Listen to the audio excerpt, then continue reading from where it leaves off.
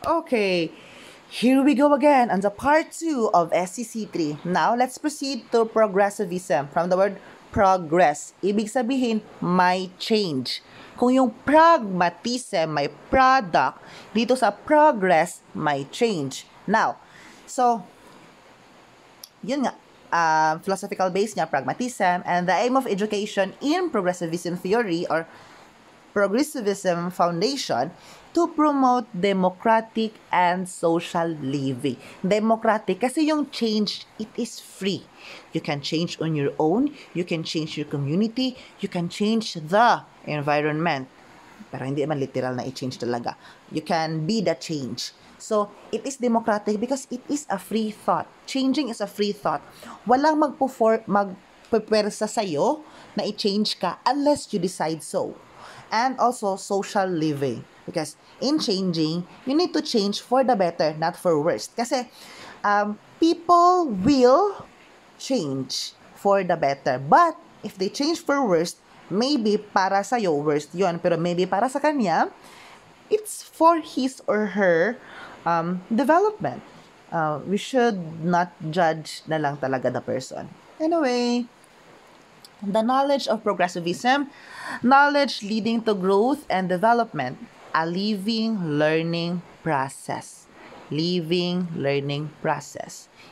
Dalawang ulit kasi ini-emphasize ko kasi nga we are a lifelong learners.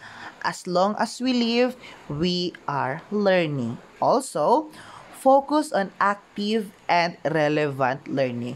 'Di ba? Active, saan ang galing 'yon? Pragmatism. Kasi nga may product, may activities na nangyayari. So, active yung learning. So, ibig sabihin dito sa progressivism and pragmatism, hindi passive yung learning na basta-basta ka lang nakikinig at nag-a-absorb ng information. So, somehow, ito yung a little opposite ng essentialism kasi dito, since it is in pragmatism and in progressivism, you are changing yourself, you are changing or developing yourself to become a better person. Halimbawa, you will change yourself because you know that you're not healthy. So, you will do a lot of physical activities. Papasok ang PE, papasok ang product, papasok ang pragmatism. And it is still in the progressivism. Kasi may progress in yourself. You are changing for the better. From step 1, you are in step 2. Spiraling. Okay, explain ko yung spiraling. Spiraling is the term used. It is a concept to which you are starting from simple to complex. Spiral, from bottom to top. Parang ganun din siya. Anyway, in the role of education, teacher is guide for problem solving and scientific inquiry. So, hindi lang siya yung basta-basta na inquiry lang. Scientific, dapat may basis, substantial, may kabuluhan, may sense. Ibig sabihin, hindi yung basta-basta na magtatanong ka lang out of nowhere. Kasi, sa progressivism and pragmatism, there are products, diba? So, if you're not interested on changing or achieving that activity or that product, you will not have a scientific inquiry. Hindi ka magtatanong. Kasi ano pa't nagtatanong ka kung hindi mo naman gusto matuto? So, that's why Socratic method is one of the best way to learn. Because you are curious, you are asking. And you are asking because you want to know something. So that's why, that's the role of that's the sa role ng education sa progressivism. And sa teacher naman, hindi niya dapat, yung sabi ko kanina, hindi niya dapat i-despise or i-look down yung mga student na nagtatanong. Hindi ibig sabihin na nagtanong ka, bobo ka na. Ibig sabihin lang, you just want to learn. And also, teacher is guide for problem solving. Guide lang po siya. Hindi po siya ang mag-solve para sa student. We are only facilitators of learning. Anyway, in the curriculum focus, based on students' interests, addresses human problems and affairs, interdisciplinary subject matter, and activities, projects. So, halos lahat dyan ay alam nyo na ang meaning, but I will explain interdisciplinary subject.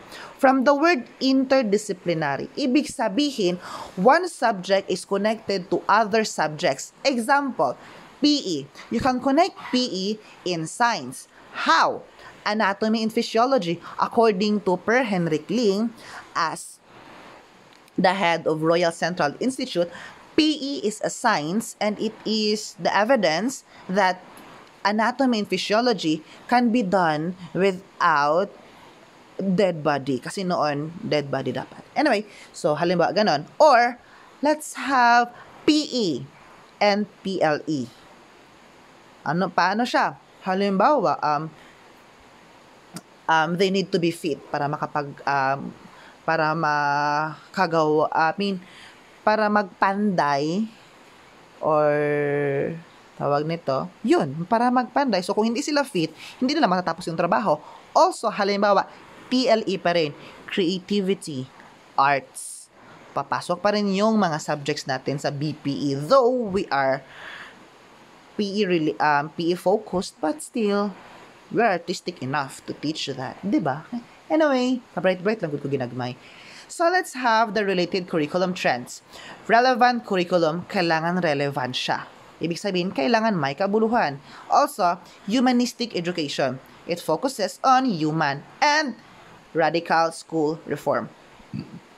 Bakit radical school reform? Kasi there might be a possibility that if you want to have a change, if you have to achieve a product, if you want to make a product out of that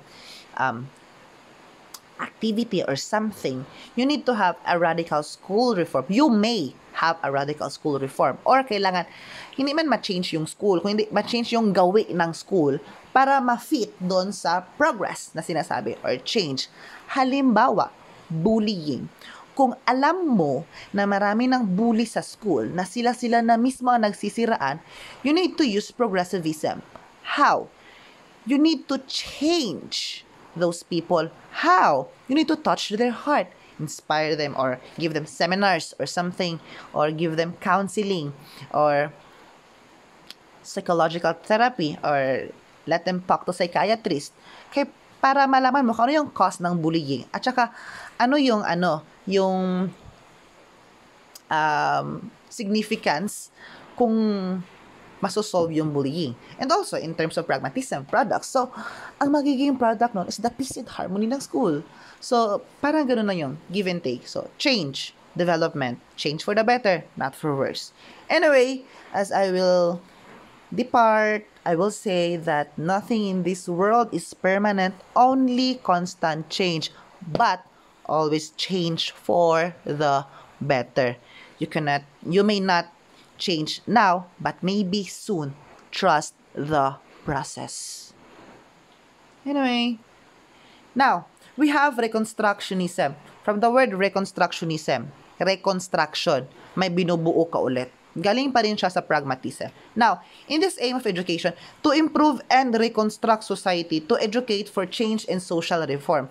Reconstruct society, halos philosophy lang naman ito eh. So, from the word reconstruct. And also, kapag ang student naman belong sa reconstructionism, kahit sa constructivism theory, ang mangyayari, they will be constructing their own knowledge. But dito, they will reconstruct their own knowledge. Ibig sabihin, kapag may prior knowledge na, bibigyan mo siya ng another knowledge, clarifying the schema or the prior knowledge. Ibig sabihin, you were just clarifying something pag sa students. Now, knowledge, skills and subjects needed to identify and ameliorate society's problem, active learning concerned with contemporary and future society. Actually, the educational philosophy reconstructionism is almost parang nagfo-focus siya sa reconstructing the society para mag-fit siya sa needs ng school. Yun yung ng reconstructionism. Anyway, in the role of education, teacher serves as an agent of change. Yun nga, change and reform. Acts as a project director and research leader, helps students become aware of problems confronting humankind.